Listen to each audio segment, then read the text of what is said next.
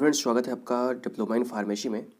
अभी आज हम बात करेंगे एनुअल एग्जामिनेशन जून में जो हुआ था 2019 का फार्मास्यूटिक्स, जो कि डी फार्मा का एग्ज़ाम था बीटीयूपी के द्वारा, उसके क्वेश्चन पेपर के बारे में, जो कि 3 घंटे का आपका पेपर आता है और 80 नंबर का क्वेश्चन होता है। सारा क्वेश्चन 80 नंबर का होता है, जिसमें से आपको 24 क्वेश्चन मतलब 24 नंबर का क्वेश्चन हल करना होता है। अगर आप 24 नंबर पाते हो तो आप पास होते हो। कहते बड़ा आसान होता है, लेकिन इतना भी आसान नहीं होता, इतना भी टफ भी नहीं होता। आप आसानी से नंबर पा सकते हो अगर आप अच्छे से पढ़ाई करे हो तो चलिए देखते हैं। यहाँ पे आपको 5 क्वेश्चन करने थे और 7 क्वेश्चन आपका दिया गया होगा। सबसे पहला क्वेश्चन है कि differentiate between the hard and soft gelatin capsule. ये पहला आपका क्वेश्चन हो गया। And describe the different technique of the capsule filling. ये एक ही क्वेश्चन में देखिएगा 2 क्वेश्चन है, जिसमें आपको सबसे पहले में डिफरेंस करना है हार्ड एंड सॉफ्ट जिलेटिन के अंदर। उसके बाद आपको डिस्क्राइब करना है the technique of the capsule filling, कि कैप्सूल कैसे बनाया जाता है, जो कि आपके कैप्सूल वाले चैप्टर से है, लास्ट चैप्टर से है। मैं कैप्सूल पे जल्दी ही वीडियो अपलोड कर दूंगा।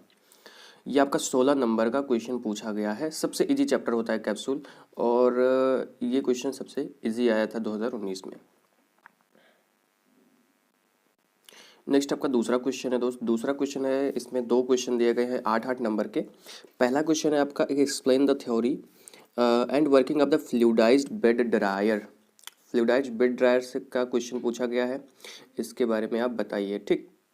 नेक्स्ट है आपका describe the working of the hot air oven with the help of the diagram. आपको हॉट एयर ओवन को डायग्राम बना करके उसमें हल करना था, मतलब उसमें लिखना था।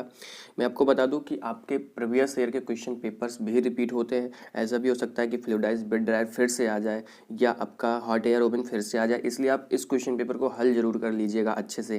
मैंने क्वेश्चन पेपर पहले भी ये डाला हुआ है, लेकिन इसलिए मैं इसको इस तरह से डिस्क्राइब कर रहा हूँ जिससे आप समझ पाएँ कि आपको किस प्रकार से क्वेश्चन करने हैं। तो ये हो गया आपका दोनों। अब बात करते हैं तीसरे क्वेश्चन की। यहाँ पे देखिएगा तीसरा क्वेश्चन है describe the factor affecting the size reduction. ये बहुत इंपॉर्टेंट क्वेश्चन है। पिछली बार आया था, अब की बार भी आ सकता है। कुछ नहीं कहा जा सकता कि आएगा कि नहीं आएगा, बस गेस किया जा सकता है कि हाँ आ सकता है, क्योंकि क्वेश्चंस रिपीट होते हैं बार बार। तो ये इजी सा क्वेश्चन था कि factor affecting the size reduction, ये क्वेश्चन आपको करना है। अगला है discuss the different method of the size separation. Size separation की सारी मेथड्स के बारे में आपको डिस्क्राइब करना था, जो कि आपके साइज सेपरेशन चैप्टर से आया है। ठीक। साइज सेपरेशन का मतलब होता है कि अलग अलग, जैसे कि हमने कोई भी चीज़ पीस ली है, कोई भी चीज़ है ना बना ली है, तो उसमें से साइज़ के अनुसार उनकी ग्रेडिंग करते हैं। बड़ा साइज अलग कर देते हैं सीव करके, छोटा अलग कर देते हैं। ये सभी साइज सेपरेशन होता है। ठीक। और साइज रिडक्शन को आप जानते हो कि साइज़ को रिडक्ट करना, साइज़ को छोटा करना साइज रिडक्शन होता है। तो उसको कौन कौन से फैक्टर अफेक्ट करता है, ये पहला क्वेश्चन। और दूसरा क्वेश्चन आपका साइज सेपरेशन की मेथड्स के बारे में डिस्कस करना था। नेक्स्ट आपका चौथा क्वेश्चन देखिएगा। चौथा क्वेश्चन है आपका कि describe the aerosol packaging in detail. ये बहुत इंपॉर्टेंट क्वेश्चन है। ये बहुत इंपॉर्टेंट क्वेश्चन है, आपकी बार भी क्वेश्चन पूछा जा सकता है। 70% चांस है आपके। ठीक है, कि एरोसॉल पैकेजिंग क्या होती है, जिसमें ठीक है, उसका आपको फिगर बनाना है और फिगर बनाने के बाद उसके बारे में लिखना है।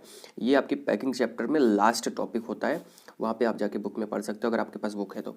अगला है explain the working and construction of the cyclone separator. आपको साइक्लोन सेपरेटर की वर्किंग और उसके कंस्ट्रक्शन के बारे में बताना था। तो साइक्लोन सेपरेटर सबसे ईजी होता है।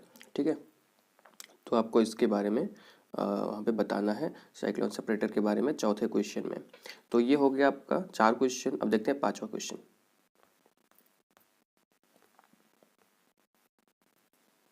देखिएगा आपका 5वां क्वेश्चन है right a short note on. आपको 4 चीज़ों पे शॉर्ट नोट लिखने हैं, चारों पे लिखना है, यहाँ पे कोई ऑप्शन नहीं है। ठीक। 4 नंबर का एक क्वेश्चन है, जो कि कुल मिला के 16 नंबर का है। तो सबसे पहले आपका डिसइंफेक्टेंट, दूसरा है वैक्सीन्स। डिसइंफेक्टेंट ऐसे होते हैं जो बैक्टीरियल ग्रोथ को इनहिबिट करते हैं on the non living things. ठीक है, डिसइंफेक्टेंट होते हैं। वैक्सीन्स जो होती हैं ये इम्यूनिटी को काज करती है, इम्यूनिटी को बढ़ाने का काम करती हैं वैक्सीन्स। ठीक है, अगला है इवॉपरेटिंग पैन। इवॉपरेटिंग पैन जो है वो आपकी कोटिंग के लिए काम आता है। अगला है डिफरेंट डोजेस फॉर्म। आपको डोजेस फॉर्म, जब कि पहला चैप्टर है, उसी सभी डिफरेंट मतलब उसी का क्लासिफिकेशन कर देना है। कुल मिला के 4 नंबर आपको मिल जाएगा। ठीक है, नेक्स्ट है आपका छठा क्वेश्चन। छठे क्वेश्चन में है कि explain the distillation process in detail. Distillation process को डिटेल में यहाँ पे बताना है। Describe the preparations of water for injection IP. ये आपका डिस्टिलेशन वाले चैप्टर से क्वेश्चन है, जिसमें आपको डिस्क्राइब करना है preparation of the water for injection IP, ठीक है, और डिस्टिलेशन प्रोसेस के बारे में एक्सप्लेन करना है। सातवां क्वेश्चन आपका है, 8 क्वेश्चन यहाँ पे दिया गया है। सातवां क्वेश्चन है कि describe the theory of filtration. आसान सा है। Describe the theory of filtration, give the detail account of the filter candle. तो फिल्टर कैंडल की पिछली बार पूछा गया था, और फिल्ट्रेशन, ये देखो फिल्ट्रेशन के बारे में एक क्वेश्चन आएगा आपका, चाहे जो आ सकता है, और नॉर्मली यही क्वेश्चन आता है कि उसकी थ्योरी को आपको डिस्क्राइब करना होता है। 10 नंबर का क्वेश्चन है।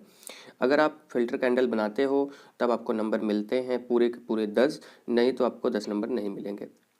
नेक्स्ट आपके माइक्रो एनकैप्सुलेशन के बारे में डिटेल में बताना है, डिस्क्राइब करना है। 6 नंबर का क्वेश्चन है, तो उतना ज़्यादा नहीं करना है, आपको फिगर बनाना है, थोड़ा बहुत लिख देना है। Micro encapsulation, micro encapsulation actually tablet के ऊपर होता है, ठीक है, माइक्रो एनकैप्सुलेशन। नेक्स्ट आपका 8वां क्वेश्चन, आखिरी क्वेश्चन देखिएगा, जो कि आपके डी फार्मा के फार्मास्यूटिक्स फर्स्ट से आया है क्वेश्चन। ये राइट अ शार्ट नोट, आपको 4 पे 60 नोट लिखना है, यहाँ पे भी कोई ऑप्शन नहीं है। सबसे पहला है आपका factor affecting the evaporation, factor affecting the evaporation. Evaporation को कौन कौन से फैक्टर अफेक्ट करते हैं। अगला है application of sterilisation in the pharmacy. Sterilisation क्यों होता है हॉस्पिटल के अंदर में, इसके बारे में आपको डिस्क्राइब करना है। अगला है आपको फिल्म कोटिंग के बारे में डिस्कस करना है, और फिर आपको स्टोरेज ऑफ द कैप्सूल के बारे में डिस्कस करना है। तो स्टोरेज ऑफ द कैप्सूल के बारे में डिस्कस करना है। देखिए कैप्सूल से 2 क्वेश्चन आ गया ना, एक पहला वाला एक ये वाला, 4 6 16 नंबर का वो, 4 नंबर के 20 नंबर का आपको कैप्सूल से क्वेश्चन पूछा गया है, या फिर टैबलेट से क्वेश्चन नहीं पूछा गया था। तो अभी आपकी बार टैबलेट आ सकता है, आप लोग टैबलेट अच्छे से पढ़ लीजिएगा। और अगर आपको वीडियो अच्छी लगी हो चैनल को सब्सक्राइब कीजिएगा, वीडियो को लाइक कीजिएगा और शेयर कीजिएगा।